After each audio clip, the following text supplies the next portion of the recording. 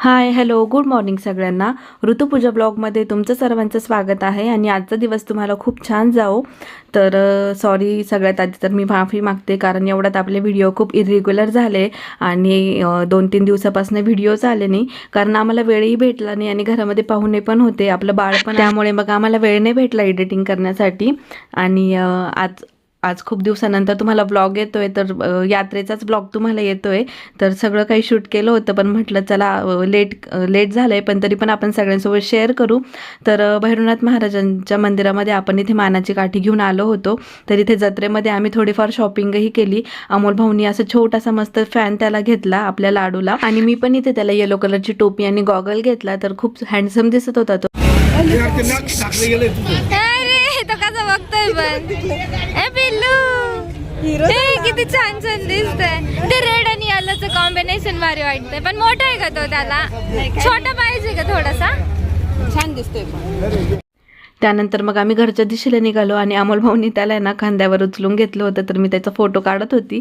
तर घरी येता येता मिस्टरांनी मस्त सगळ्यांसाठी सँडविच घेतले होते आणि भेळ घेतली होती, कारण आत्यान ते ना जाणार होते लगेच. तर ते उपाशी जाऊ नये, कारण आमच्या घरात अशी प्रथा आहे की जोपर्यंत म्हणजे भैरवनाथाचा रथ गल्लीत येत नाही आणि आम्ही त्यांना ओवाळत नाही, तोपर्यंत आपण जो पुरणपोळीचा स्वयंपाक केला ना, तो आम्ही खात नाही. तर मग त्यामुळे मिस्टरांनी सर्वांसाठी इथे भेळ आणली होती आणि सँडविचही आणलं होतं. तर मग आम्ही इथे सर्वांनी नाश्ता केला आणि मग जरा वेळ आराम केला. हाय, गुड इव्हिनिंग सगळ्यांना. तर मी जरा झोपली होती थोडा वेळ आणि आता फ्रेश झाली पुन्हा एकदा. तर 3:30 वाजले आणि आता आमच्या इथे ना भैरवनाथ महाराजांचा रथ येणार आहे. तर रथ येण्यापूर्वी ना पाऊस पडतोच. ही म्हणजे खूप वर्षांपासूनची परंपरा आहे की सडा मारला जातो. म्हणजे रथाच्या मागे ना काही लोक पायी चालतात आणि बिना म्हणजे चप्पल न घालताच चालतात. तर त्यांच्या पायांना चटके वगैरे लागतात. तर मग असं आहे की रथ गल्लीत येण्याआधी ना पाऊस येतो आणि त्यानंतर रथ येतो. तुम्ही बघू शकता, हे बघा, पूर्ण पावसाने पूर्ण सडा मारलेला आहे आणि खूप मस्त एकदम निसर्गरम्य वातावरण आहे. तर खूप छान आहे आणि बैलजोडी पण आलेली आहे. आता रथ येईलच, तर त्याच्या आधी ना बैलजोडी येत असते. त्यानंतर जत्रेचे ते लोक असतात, ते छोटी छोटी खेळणी वगैरे विकायला घेऊन येत असतात. तर असं काही बरंच काही आहे. आणि आता खाली गेल्यानंतर तुम्हाला दिसेलच की खाली किती गर्दी होणार आहे, कोण कोण येतं आहे, कोण कोण नाही, ते सगळंच कळेल तुम्हाला. तर संध्याकाळी आम्ही म्हणजे काल जेव्हा स्वयंपाकाला सुरुवात केली तेव्हा आम्ही म्हणजे मी तर रात्री झोपलीच नाही, कारण आपला लाडू जागा होता. म्हणजे 5 मिनिट पण झोपायला भेटलं नाही. रात्रभर जागे होतो, पहाटे स्वयंपाक वगैरे केला, त्यानंतरही झोपलो नाही. आणि आता दुपारी जेव्हा सर्व घरी आलो तर भेळ आणि सँडविच वगैरे खाल्लं. त्यानंतर मग आम्ही जरा वेळ आराम केला, 1-1.5 तास. आणि त्यानंतर मग आता उठून मी पुन्हा एकदा फ्रेश झाली आणि रेडी झाली आहे. तर ताई पण रेडी होत आहे. तर चला आता व्हिडिओ संपूर्ण बघत राहा. आपल्याला आता भैरवनाथ महाराजांचा रथाला ओवाळायचा आहे. तर चला. जवळपास आता दुपारचे 3:45 वाजले आणि मी खाली आली फ्रेशअप होऊन. तर इथे मी 2 ताट रेडी केले. आपल्याला भैरवनाथ महाराजांचा रथ ओवाळायचा आहे ना, तर त्यामुळे एक ऋतुताईंसाठी आणि एक माझ्यासाठी, म्हणजे आई आणि आम्ही सगळे ओवाळू.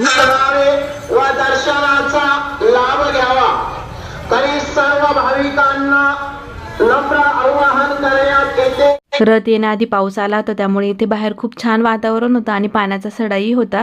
तर अशी प्रथा आहे की गल्लीमध्ये ना रस्त्यांवर रांगोळी काढली जाते, कारण छान वाटतं बघा. पुढे पण त्या दिदीने रांगोळी काढलेली आहे फुलांची आणि इकडे ऋतुताई रांगोळी काढत होत्या. तर खूप छान वाटतं. आणि मीही लहान होते ना, तर तिकडे पुढच्या गल्लीमध्ये म्हणजे मम्मीच्या घराकडे मी पण अशीच रांगोळी काढायची. तर छान वाटतं की आपण इतकी छान रांगोळी काढतो. आणि मग रथ येतो. तुम्ही बघताय की आता जवळच 10-1 मिनिटामध्ये रथ येईलच, पण खूप सारी गर्दी जमा झाली होती. आणि ज्यांच्याकडे पण म्हणजे बैलजोडी असते ना, ते सर्वजण आपली बैलजोडी घेऊन येतात आपण आपल्या घराजवळ, जेणेकरून रथ आल्यानंतर आपण त्या रथाला आपली बैलजोडी लावायची. तर मग बैलांनाही म्हणजे पुण्य भेटतं आणि रथ चालवण्यासाठी हे वाटतं. तर इथे अमोल भाऊ ना ह्या बैलाला ना गूळ खाऊ घालत होते आणि गूळ फोडला त्यांनी. तर तुम्ही बघताय सगळेजण रथाची वाट बघताय, जिकडे तिकडे मुली रांगोळी काढताय आणि खूप छान वातावरण होतं. नारळाचे गाडे वगैरे, त्यानंतर ते जत्रेत असतात ना, ते खेळणी वगैरे देणारे लोक, ते पणही आलेले होते. आणि असं जत्रेमध्ये खूप छान वाटत होतं. आणि रिक्षा पण फिरत होती की रथ येतोय रथ येतोय असं. तर त्यामुळे खूप आवाज होता, म्हणून मी व्हॉइस ओव्हर करते. तर इथे आम्ही सर्वांनी एक मस्त फोटो काढला आणि त्यानंतर तुम्ही बघताय आता इथे रथ आलाय. रथ आल्यानंतर ना आता ही जी बैलजोडी दिसते ना तुम्हाला, तर ती बैलजोडी बदलली जाईल. म्हणजे प्रत्येक 5 मिनटाच्या अंतरावर आहे ना बैलजोडी बदलली जाते, कारण प्रत्येक बैलजोडीला म्हणजे मान भेटला पाहिजे असं. तर तुम्ही बघता इथे आपले भैरवनाथ महाराज, आणि मंदिरामध्ये तर आपण दर्शन घेतलंच होतं, पण पुन्हा एकदा तुम्ही व्हिडिओ मार्फत दर्शन घ्या. महाराज की जय.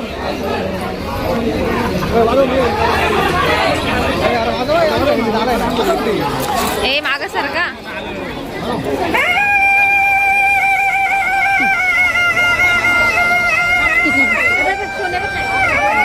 ओ त्याला माग घ्या.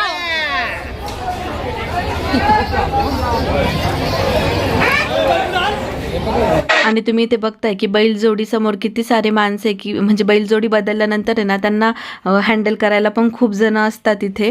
तर सर्वात आधी तर रथ गल्लीत आल्यानंतर आधी गल्लीत मध्ये जातो आणि फिरून आल्यानंतर मग आम्ही रथ ओवाळतो. तर मग आम्ही लांबून महाराजांचं दर्शन घेतलं, त्यानंतर रथ गल्लीत गेला. आणि इथे तुम्ही बघताय की रथामागे ना माणसं असतात जे कावड घेऊन चालतात, आणि ते सकाळपासून चालत असतात. तेही त्यांच्या पायामध्ये चप्पल नसते, म्हणूनच पाऊस पडतो असं म्हणतात की त्यांच्या पायाला चटके बसू नये म्हणून. तर रथगल्लीत आल्यानंतर मग मी आपल्या धनराजला घेऊन इकडे आली होती मम्मी पप्पांकडे. तर तुम्हाला माहितीच आहे आम्ही एकाच गल्लीत राहतो. तर मग म्हटलं चला रथ पुढे गेलाय तर तिकडे मम्मी पप्पांचं त्यांचंही थोडंफार शूट घेऊ, कारण मम्मी व्हिडिओ काढणार नव्हती. तर मग मी तिचं थोडंफार शूट घेतलं. तर बघा तिनेही छान मस्त अशी ग्रीन कलरची साडी घातलेली आहे, आणि पप्पा लाडूसोबत मस्त खेळत होते, गप्पा मारत होते, आणि तो पण मजा घेत होता. त्याला खूप आवडत होता असं गर्दी वगैरे जरी असली ना तो अजिबात घाबरत नाही. आणि इकडे मावशी, प्रियंका, साक्षी वहिनी सगळेच होते, सौरभ दीदीन ते सगळेच होते, त्यामुळे खूप छान वाटतं. आणि इकडे आल्यानंतर मग माझ्याही लहानपणीच्या आठवणी ताज्या होतात. तर इकडे पण आहे ना पप्पान ते 5 नारळ फोडत असतात रथ आल्यानंतर.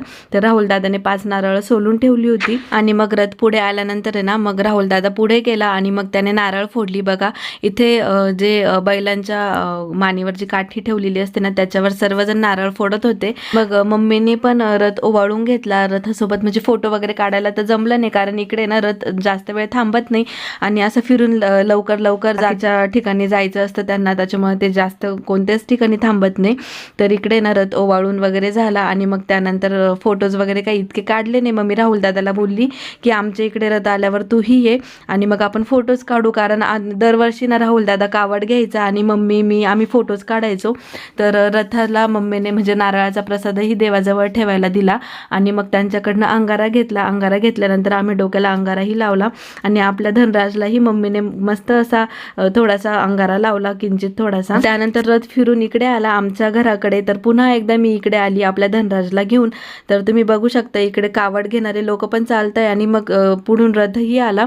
तर इथे रथ आल्यानंतर इथे रथ थोडा वेळ थांबतो, कारण तुम्हाला जसं माहिती की आमच्या पाचोरे फॅमिलीला मान असतो, तर त्यामुळे आमच्या इथे जवळपास 5 ते 7 मिनिटं रथ थांबतो, नाही तर रथ जास्त कोणत्या ठिकाणी थांबत नाही.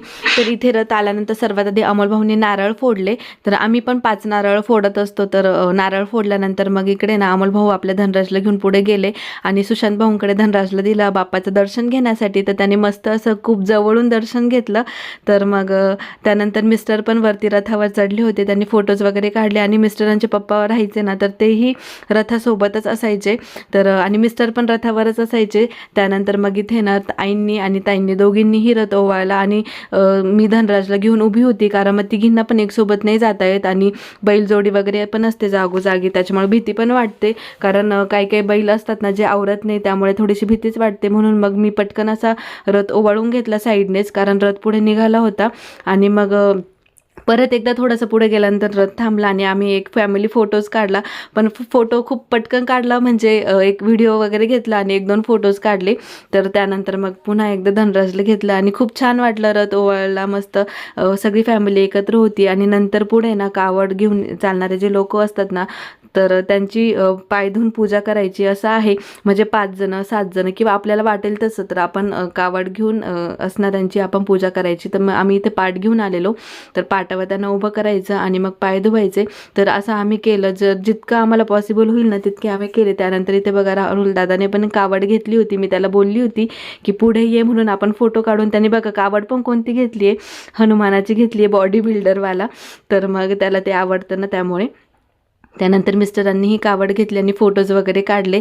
तर मस्त आपला लाडू पण बघत होता, त्यामुळे छान छान फोटोज आले. इकडे अमोल, भाऊ, ऋतू, आम्ही सगळ्यांनी फॅमिली फोटोज काढले आणि खूप छान वाटलं. जवळपास आम्हाला फोटोज काढता काढता आणि म्हणजे फॅमिली फोटोज हे चालूच होतं. तर मग इथे आम्हाला बराच वेळ गेला, म्हणजे 5 वाजले असतील. आणि मामा मामीन तेही येणार होते, पण येताना यायला थोडा उशीर झाला. मग रथ पुढे गेला होता मामाच्या गल्लीमध्ये, तर नंतर ते तिकडेच गेले रथाला ओवाळण्यासाठी. आणि मग आम्ही पुन्हा घरी आलो. घरी आल्यानंतर फ्रेश झालो आणि मग आम्ही जेवण केलं. जेवण केल्यानंतर आता तुम्ही इथे बघता, इथे ना सायंकाळचे 6 वाजले. तर उद्या आहे मारुतीचा जन्मोत्सव, तर त्याचीच इथे तयारी चालू आहे आणि त्याचाही मान आमच्या फॅमिलीलाच असतो.